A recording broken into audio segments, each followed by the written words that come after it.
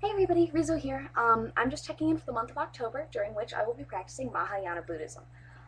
Buddhism was kind of a shoe-in for the first month because even before I decided that I wanted to do this project, it's just kind of always been something that has seemed really intriguing to me, and I've always wanted to at least research it, if not follow it. So here's two birds with one stone. I picked Mahayana out of the three sects. The other two are Theravada and Vajrayana, just because it seems like the best fit to me from the relatively limited research that I've done so far. There aren't ground-shattering differences between the three of them, really. So just quick overview on Mahayana Buddhism. Um, they don't believe in one creator deity or like a great omnipotent deity, but they do believe in divine beings, which would be Buddhas. And actually, what's cool is Mahayana Buddhists believe in multiple deities presiding over multiple universes. So Mahayana Buddhists believe in the multiverse. That's pretty cool.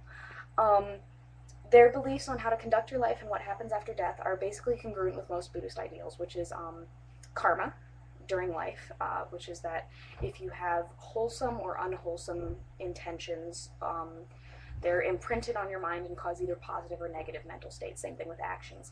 And at the end of your life, depending on how many positive or negative, mental states you've had, you are reborn again in different circumstances.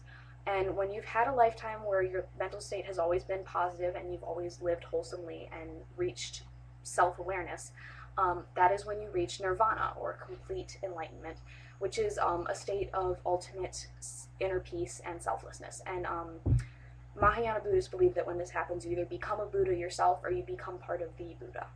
Um, moving on.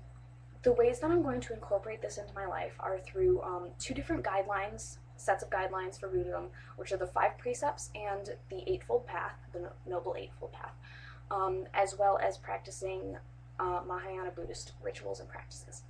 The 5 precepts, actually, there are a lot more than 5. It just depends on how many you decide to follow based on what level of Buddhism you're practicing.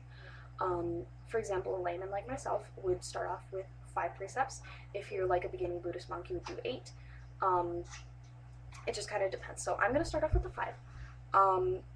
The first precept of Buddhism is to abstain from taking life, which is obviously like the equivalent of thou shalt not kill in Judeo-Christian canon. I'm also going to extend this to mean not causing physical harm to anyone or anything. The second precept is to abstain from taking what is not given, which is theft, plagiarism, anything along those lines. The third precept is to abstain from sexual misconduct. This is a little vague and accounts vary based group to group on what this means.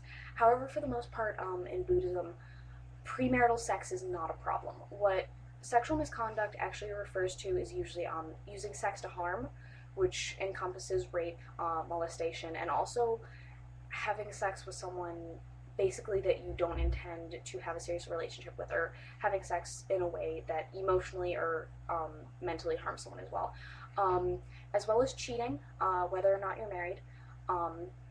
And also, this is another thing that varies, but in general, Buddhists do not believe that homosexuality is virtuous. It depends group to group, but for the most part, the belief seems to be it's okay to be homosexual, but don't engage in homosexual sex. I am bisexual, however, I'm with a male at this point in time.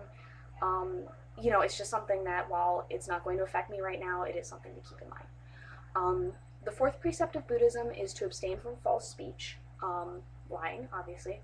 And the fifth precept is literally to abstain from fermented drink which causes heedlessness.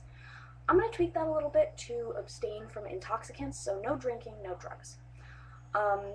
So those are the 5 precepts I'm going to be following and incorporating in everyday life.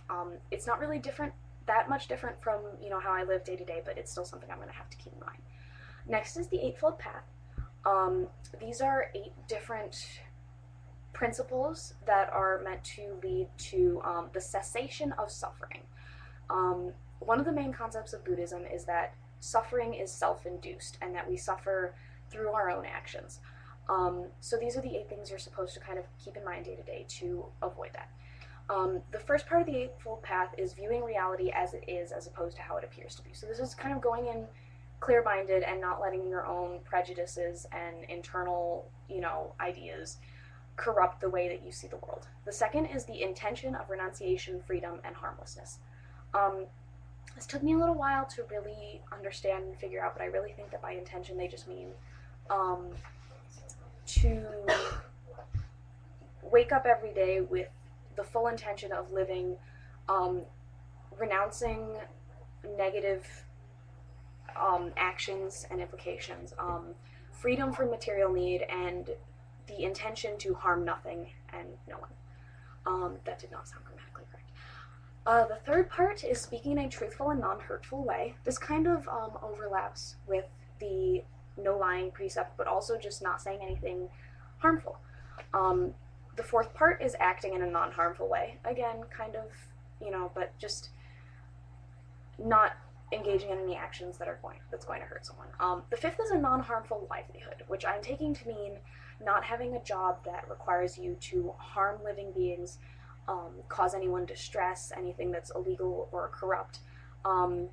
Because I don't have a standard job right now, I'm going to take that to making sure that my day-to-day activities in business don't harm anyone. The sixth part of the Eightfold Path is making an effort to improve.